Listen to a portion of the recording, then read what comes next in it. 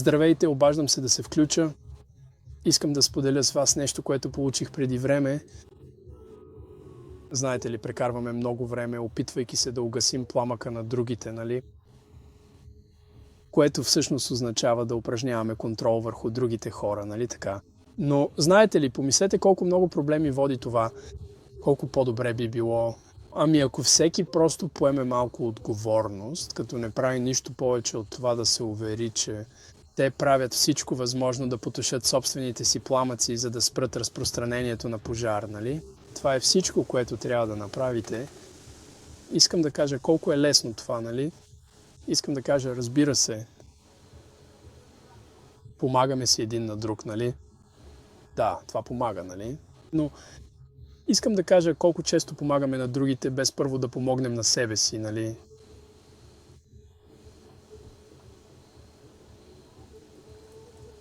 Знаете, не искам да обезкуражавам другите да помагат, но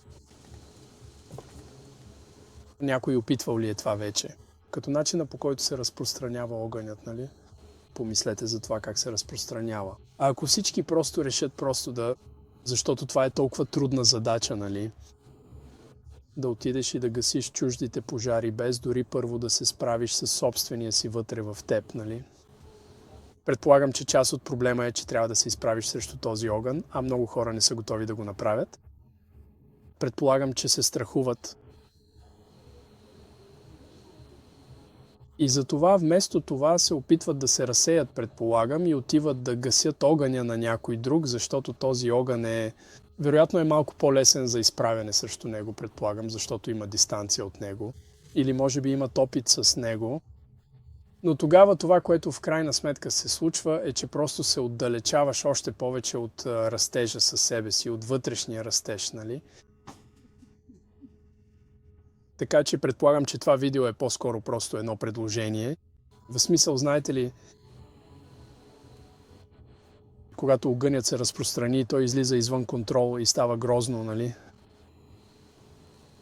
В крайна сметка, като индивид, ти получаваш най-голямата награда от собствения си растеж.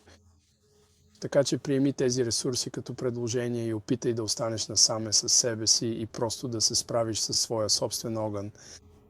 И ако просто се справиш със своя собствен огън, нали, ако всеки го направи успешно, тогава светът ще бъде по-добро място, много по-добро място, нали? И е много по-лесно, така да се каже, да го планираш, нали? Да се ориентираш в ситуацията по отношение на ангажиментите към разходите, времето, финансите и така нататък, е много по-лесно, когато се фокусираш върху собствения си огън, а не върху чуждия. Колко объркващо е да се фокусираш върху чужд огън, без дори да си се справил със своя собствен. Това е като да се опитваш да спасиш съседа, докато къщата му гори. В същото време къщата, в която живееш, също гори. Имам предвид, ако първо решиш своя проблем, тогава ще можеш много по-добре да помогнеш на някой друг. Така че, да, предполагам, че това е просто различно предложение за подход. Да, както и да е, ще се чуем по-късно.